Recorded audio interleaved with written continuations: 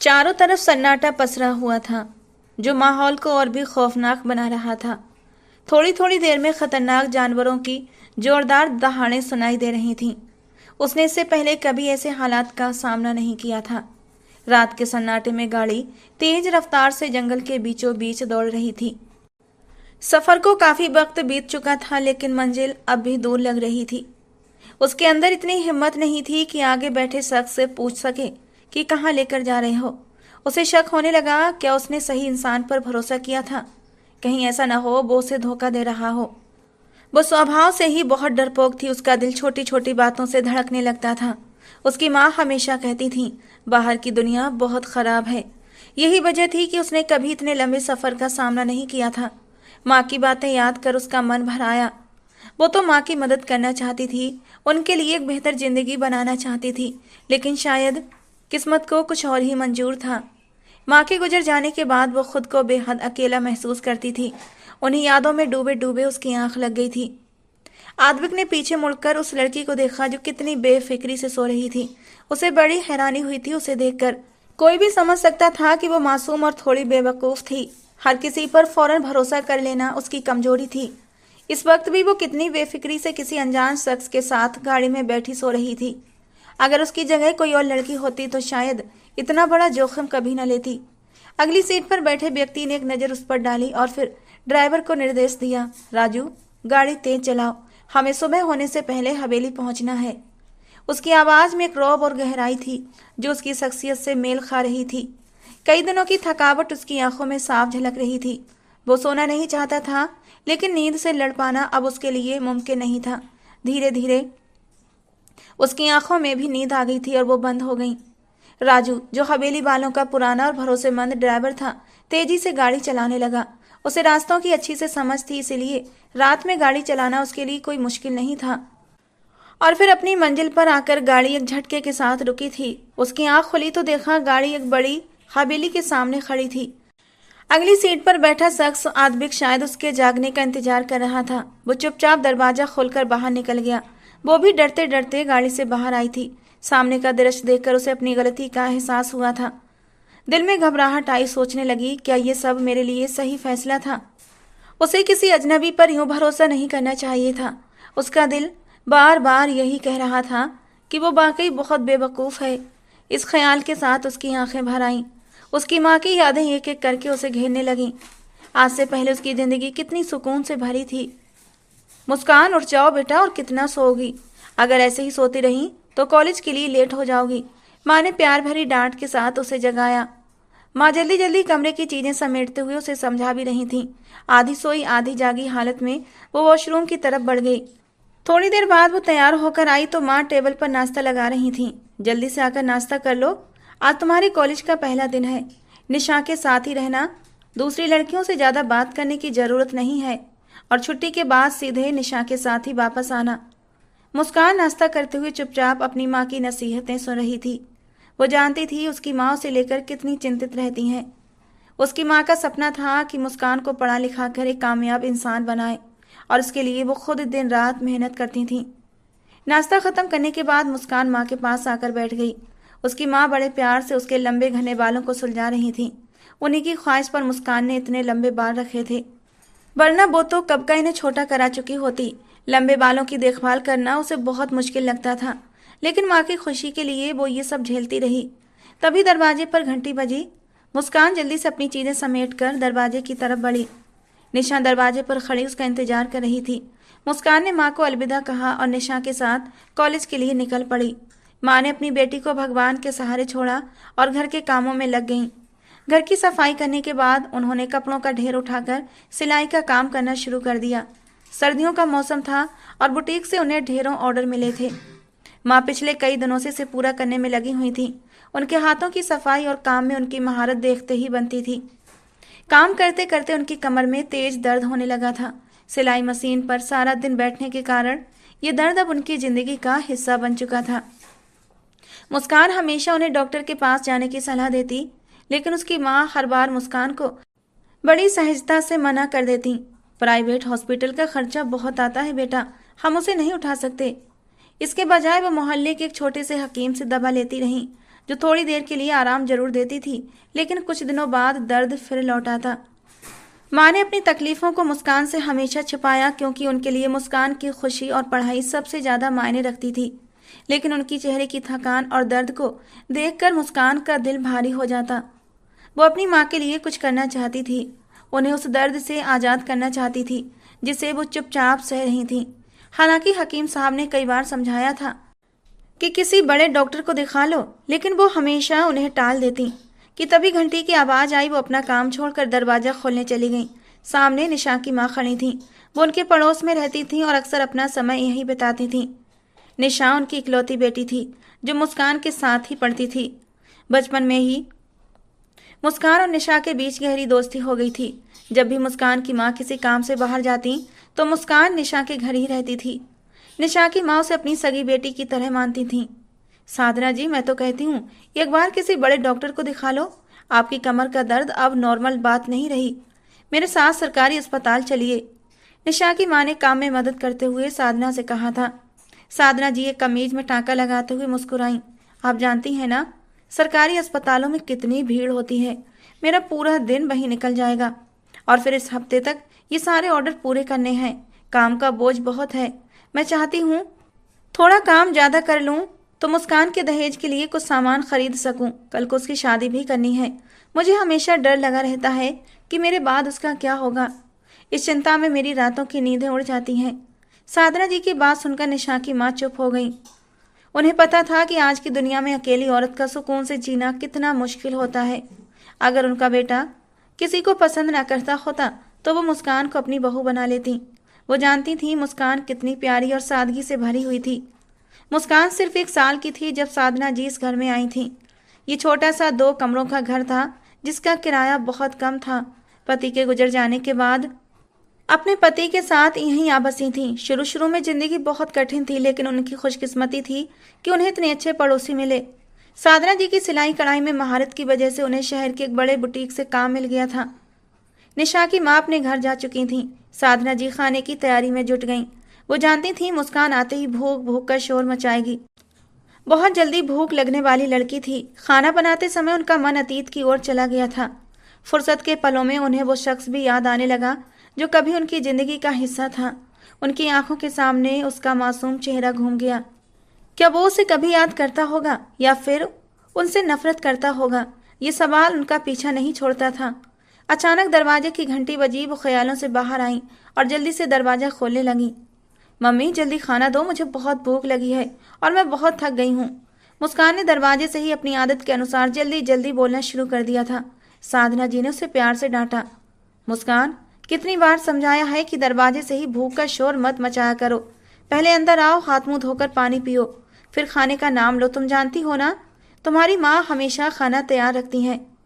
अच्छा mummy, sorry, आगे से ध्यान रखूंगी। मुस्कान ने अपनी आदत के मुताबिक दोबारा सॉरी बोल दिया। अपनी बेटी को देखकर साधना जी की आंखें भर आईं। मुस्कान बिल्कुल उनकी तरह थी। उसकी हर हरकत उन्हें अपनी जवानी के दिनों की याद दिला देती थी। वो मन ही मन मुस्कान के अच्छे नसीब की दुआएं करती हुई किचन में चली गईं। लेकिन एक डर हमेशा उनके दिल में रहता था कि कहीं मुस्कान की किस्मत भी उनकी तरह ना हो। इस ख्याल ने उनके दिल को सिहरन से भर दिया था। उनकी बेटी बहुत मासूम थी। उसकी मासूमियत देखकर वो बार बार भगवान से प्रार्थना करती थीं कि मुस्कान की जिंदगी हमेशा खुशहाल और सुरक्षित रहे। वो जानती थीं कि वो दूसरी लड़कियों की तरह तेज तर्रार नहीं है। मुस्कान को वो निशा के घर के अलावा कहीं जाने की इजाज़त नहीं देती थीं। शुरू शुरू में मुस्कान जिद किया करती थी, लेकिन धीरे धीरे उसने गली में जाकर खेलने की जिद छोड़ दी। जब साधना जी खाना लेकर आई तो देखा मुस्कान अपना बैग खोले बैठी थी। अभी तो भूख भूख चिल्ला रही थी और अब बैग खोल कर बैठ गई हो। उन्होंने हल्की मुस्कान के साथ कहा। कुछ नहीं मम्मी, बस ऐसे ही देख रही थी। लाइए जल्दी से खाना दीजिए। मुस्कान ने जल्दी जल्दी बैग बंद करते हुए कहा। साधना जी ने प्लेट उसकी ओर बढ़ाई और मुस्कान खाने में जुट गई। बचपन से ही उन्होंने मुस्कान को माँ और बाप दोनों बनकर पाला था। मुस्कान के जन्म से कुछ वक्त पहले ही उनके पति की मौत हो गई थी। जब वो दिन याद करती तो उनके रोंगटे खड़े हो जाते। वो जानती थी कि उन मुश्किल महीनों को उन्होंने कैसे काटा था, लेकिन मुस्कान के जन्म ने उन्हें जीने का हौसला दिया था। खाना खाने के बाद मुस्कान तो सो गई थी, लेकिन साधना जी खामोशी से दूसरे कमरे में जाकर लेट गईं। उनकी आंखों के सामने अतीत के खूबसूरत और कुछ दर्द भरे पल तैरने लगे। वो अपने माता पिता की इकलौती बेटी थीं और अपने पिता की बेहद लाडली। जब वो 15 साल की थी, उनके छोटे भाई की शादी हुई। जिंदगी बहुत अच्छी चल रही थी। उनकी जिद करने पर उन्हें शहर पढ़ने की इजाज़त मिली, लेकिन वहीं उनकी मुलाकात अमन से हुई थी। अमन का परिवार गरीब था, लेकिन वो नरम मिजाज और दूसरों की इज्जत करने वाला था। यही बात साधना जी को उसकी ओर खींच लाई। पर जब उनके परिवार को इस बारे में पता चला तो उनका भाई आग बबूला हो गया। वो अपने पिता के समझाने पर ही शांत हुआ था, लेकिन उस दिन हवेली में बहुत बड़ा हंगामा हुआ था। साधना जी ने कभी नहीं सोचा था कि किसी को पसंद करना उनके लिए इतना बड़ा गुनाह बन जाएगा। 1 महीने के अंदर उनके पिता ने उनकी शादी तय कर दी और वो घर से विदा हो गईं। उस दिन 6 साल का छोटा सा आद्विक अपनी बड़ी बड़ी मासूम आंखों में आंसू लिए साधना को देखता रहा। आद्विक साधना की भाभी का भतीजा था। जब साधना की भाभी के भाई और भाभी एक सड़क हादसे में मारे गए तो मजबूरन उनकी भाभी 3 साल के आद्विक को अपने साथ ले आई, लेकिन उन्होंने उसे कभी प्यार नहीं दिया। उल्टा गुस्से में उसे मनहूस कहकर कोसती। साधना ही थी जिसने आद्विक को गले लगाया, उसे स्नेह दिया।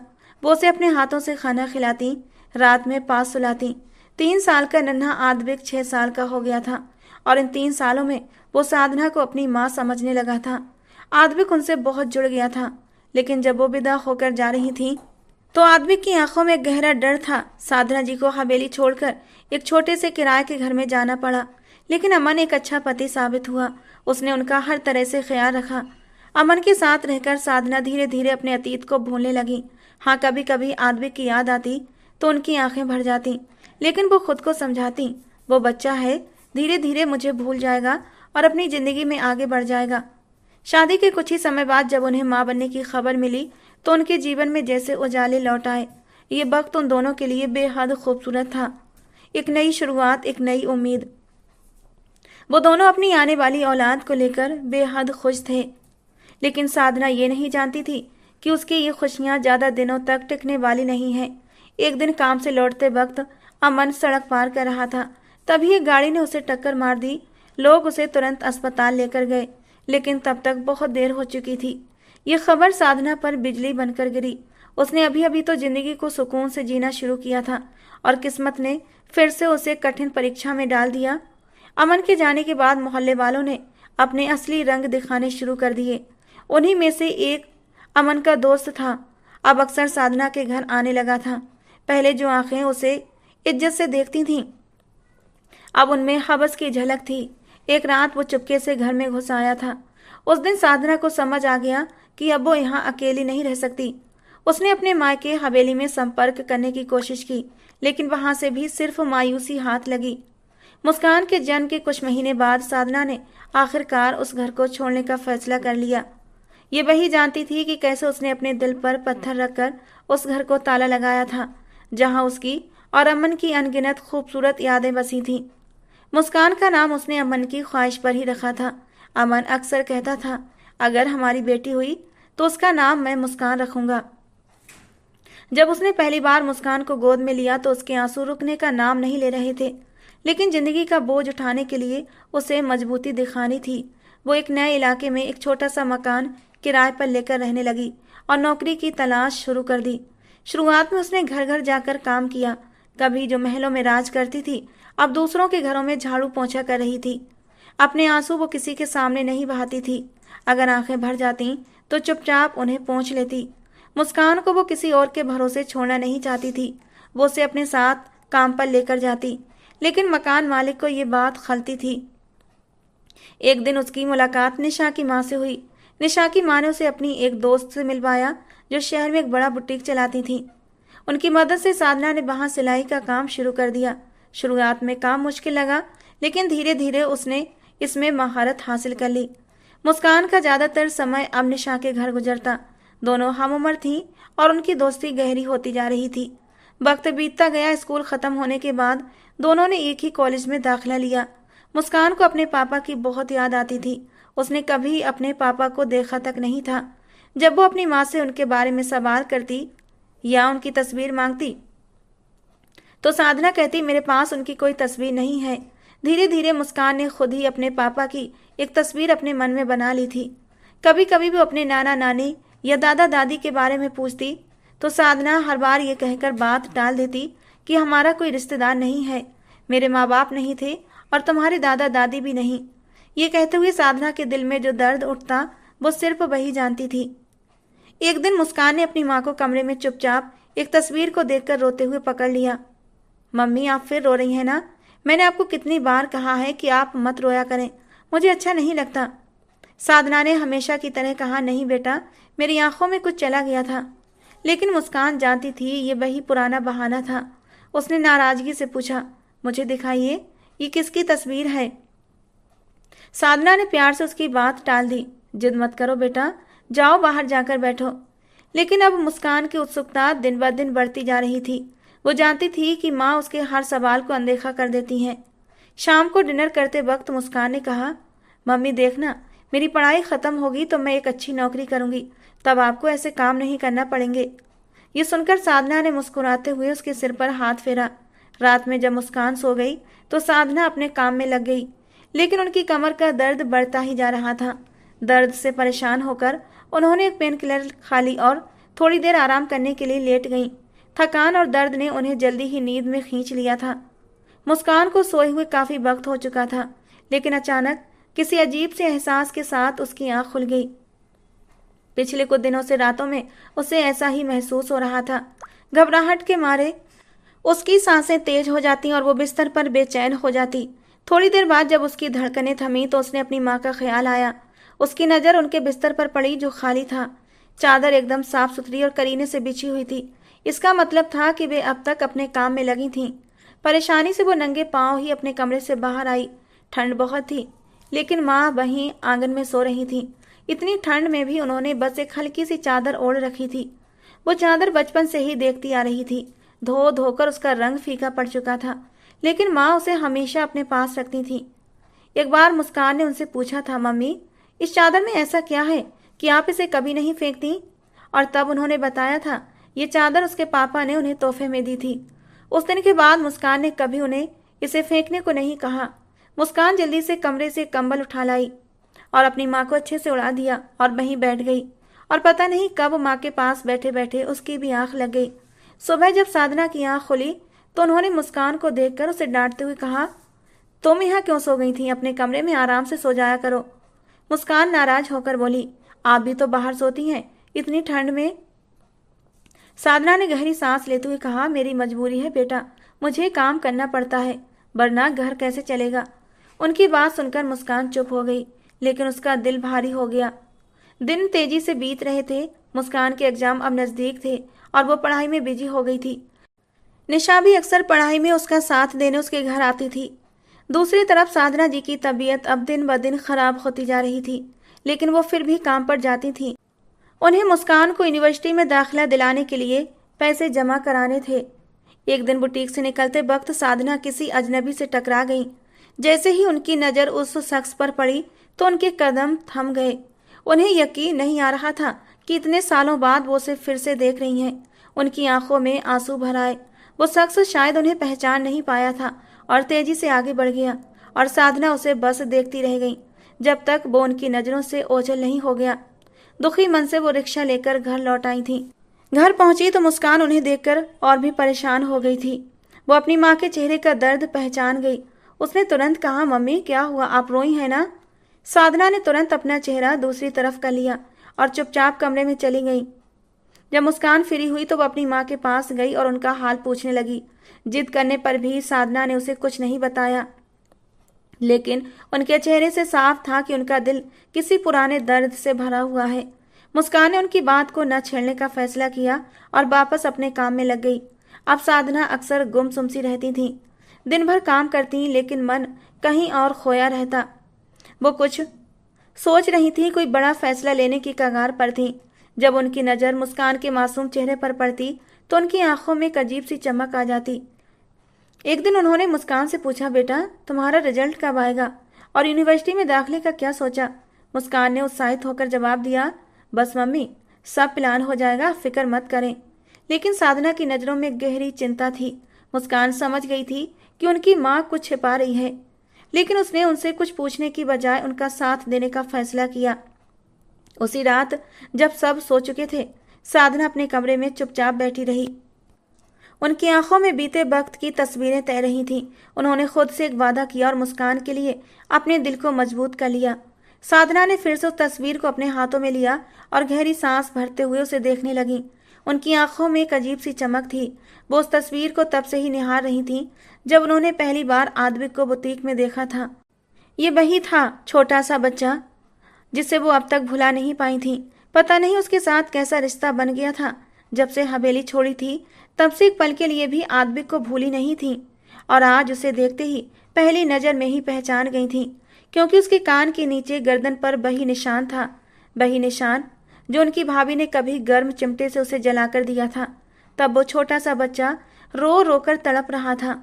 उस दिन साधना ने उसे अपनी गोद में समेटा था और भाभी को डांटते हुए कहा था, आपको तरस नहीं आता? एक छोटे से बच्चे पर इतना जुल्म क्यों करती हैं? उन्होंने आद्विक के जख्म पर मरहम लगाया था और वो निशान उनकी यादों में हमेशा के लिए बस गया था। आज उसी निशान ने उनकी पुरानी यादों का दरवाजा खोल दिया था। उन्होंने तस्वीर वापस उसकी जगह पर रख दी और तय कर लिया कि मुस्कान की जिम्मेदारी अब आद्विक को सौंप देंगी। ये सोचकर उनके दिल को सुकून मिला और लंबे समय के बाद उन्होंने राहत की सांस लेते हुए आंखें मूंद लीं। लेकिन किस्मत ने साधना के लिए एक और मुश्किल मोड़ रख छोड़ा था। उनकी तबीयत दिन ब दिन बिगड़ रही थी। आखिरकार ज्यादा परेशानी के बाद वो डॉक्टर के पास गई। वहां जो पता चला उसे सुनकर उनके पैरों तले से जमीन खिसक गई। डॉक्टर ने कहा, आपको लास्ट स्टेज का कैंसर है, आपके पास वक्त बहुत कम बचा है। साधना ने अपने आंसुओं को रोकने की कोशिश की, लेकिन उनका दिल मानने को तैयार नहीं था। वो मुस्कान को अकेला छोड़ने के ख्याल से ही टूट गई। लेकिन तभी उन्हें आद्विक की याद आई। पता नहीं क्यों उसकी मौजूदगी ने उनकी चिंताओं को थोड़ा कम कर दिया। उन्होंने फैसला किया कि वो अपनी बेटी मुस्कान का सहारा आद्विक को बनाएंगी। उन्होंने एक रात साहस जुटाकर हवेली फोन किया। उनका दिल तेजी से धड़क रहा था। वो मन ही मन भगवान से प्रार्थना कर रही थी कि आद्विक से बात हो जाए। किस्मत ने उनका साथ दिया और फोन आद्विक तक पहुंच गया। दूसरी तरफ जैसे ही आद्विक ने उनकी आवाज सुनी, वो पत्थर का सा हो गया था। इतने सालों बाद भी उसने उन्हें तुरंत पहचान लिया था। उसकी आवाज कांप रही थी। आंटी, आप कहाँ थी? मैंने आपको कहाँ कहाँ नहीं ढूंढा। प्लीज मुझे अपना पता बताइए, मैं अभी आपके पास आ रहा हूँ। लेकिन साधना ने उसे टोक दिया, नहीं बेटा, अभी नहीं, मैं तुमसे जल्दी ही मिलने आऊंगी। तुम मेरी बात मानो, मैं बस अभी खैरियत से हूँ और तुमसे बात करके और भी सुकून से हो गई हूँ। आद्विक ने बहुत जोर दिया, लेकिन उन्होंने गोलमोल जवाब देकर फोन रख दिया। उस रात साधना ने आद्विक से मिलने का पक्का फैसला किया। कुछ दिनों बाद उन्होंने उसे बुटीक में बुलाया जहां वो काम करती थीं। जब वो बाहर निकली तो उन्होंने आद्विक को गाड़ी से टेक लगाए खड़ा पाया। उसे देखकर उनकी आंखें भर आईं। आद्विक तेजी से उनके पास गया और उनके सीने से लग गया। इतने सालों का दर्द जैसे एक ही पल में बह गया। अब आप मेरे साथ हवेली चलिए, मैं आपकी एक नहीं सुनूंगा। साधना ने शांत स्वर में कहा, नहीं बेटा, वो हवेली, वो दौलत सब तुम्हारी है। मुझे उसे छोड़े बहुत वक्त हो गया है, अब सब कुछ तुम्हारा है। आद्विक ने उनकी बात काटते हुए कहा, ऐसा मत कहें आंटी, वो हवेली आपकी है। 5 साल पहले दादाजी भी मुझे छोड़कर चले गए। बुआ और फूफा जी तो आपके जाने के 3 साल बाद ही एक रोड एक्सीडेंट का शिकार हो गए थे। मैं अकेला तन्हा जिंदगी गुजार रहा हूँ, आपको बहुत याद करता था। दादाजी ने मरने से पहले वसीयत बनाई थी। उन्होंने सब कुछ आपके और मेरे नाम किया है, लेकिन मैं जानता हूँ इस सारी दौलत पर सिर्फ और सिर्फ आपका हक है। इस हवेली की वारिस आप हैं, मैं तो कुछ भी नहीं हूँ। मैंने कहाँ कहाँ आपको तलाश नहीं किया, आपकी बहुत याद आती थी। उसके परिवार पर इतनी मुसीबतें आ गई, यहाँ तक कि उसका सारा परिवार खत्म हो गया था। जानकर उसे बहुत दुख हुआ था। आंखों से आंसू बहने लगे। आद्विक भी रो रहा था। साधना ने उसे चुप कराते हुए कहा, गुजरे वक्त को भूल जाओ बेटा, वो बस हमें दुख देगा। उन्होंने आद्विक को अपनी बेटी मुस्कान के बारे में बताया। मेरी एक बेटी है मुस्कान, बहुत प्यारी है, लेकिन थोड़ी जिद्दी भी। वादा करो मेरे जाने के बाद तुम उसका ख्याल रखोगे, उस पर कभी गुस्सा मत करना। मैंने आज तक उसे डांटा नहीं है।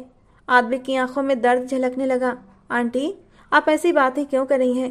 प्लीज, मैं अब आपको कहीं नहीं जाने दूंगा। साधना ने आद्विक के सिर पर हाथ रखा और मुस्कुरा दी। उनके दिल में अब सुकून था कि उनकी बेटी के लिए आद्विक जैसा सहारा है। लेकिन उनकी आंखों में गहरी उदासी भी थी, क्योंकि जाने का समय करीब आ रहा था।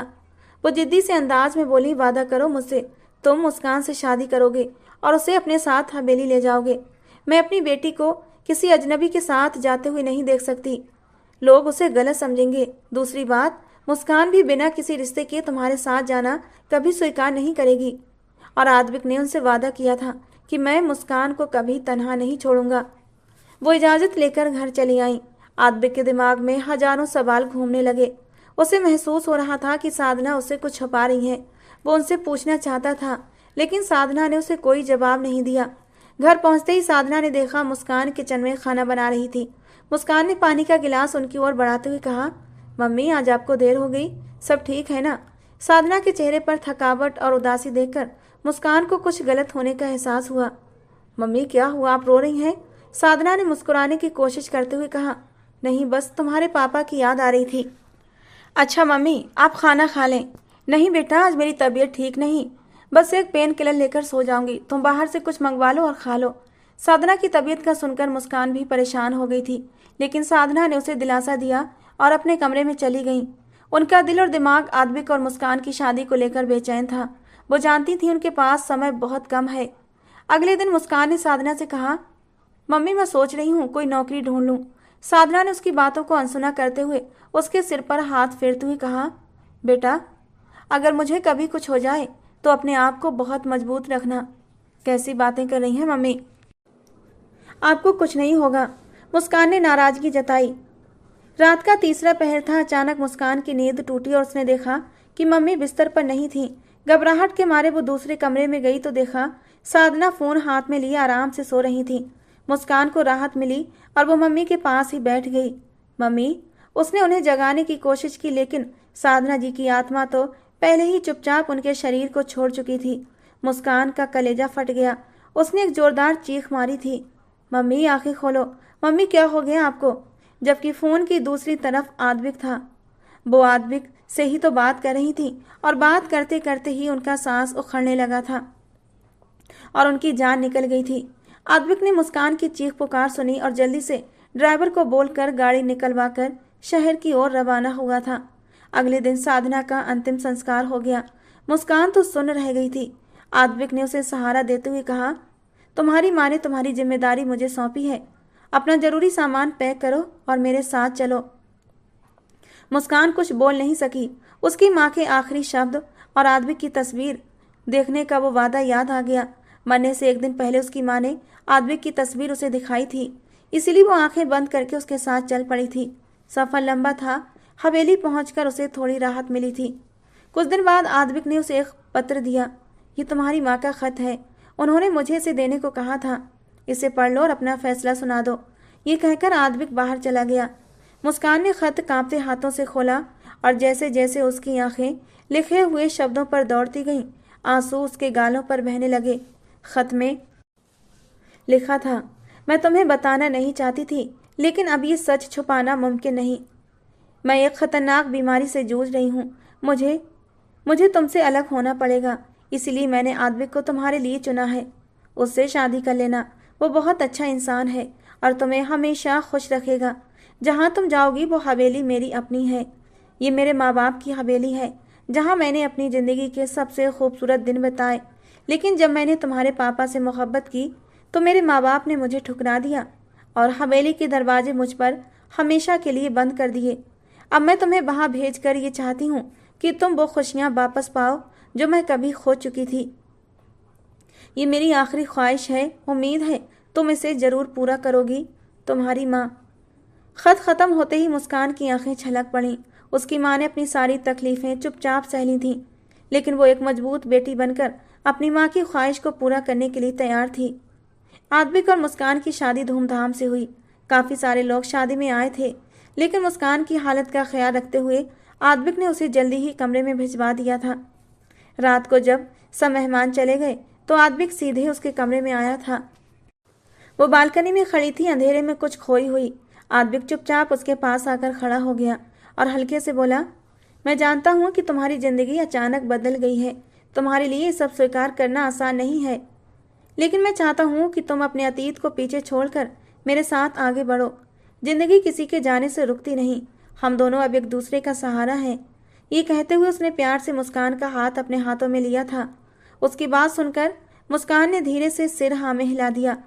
उसकी इतनी जल्दी मान जाने पर आद्विक धीरे से मुस्कुराया और बोला, आंटी बिल्कुल सही कहती थी। तुम मासूम हो और थोड़ी बेवकूफ़ भी, लेकिन जैसी भी हो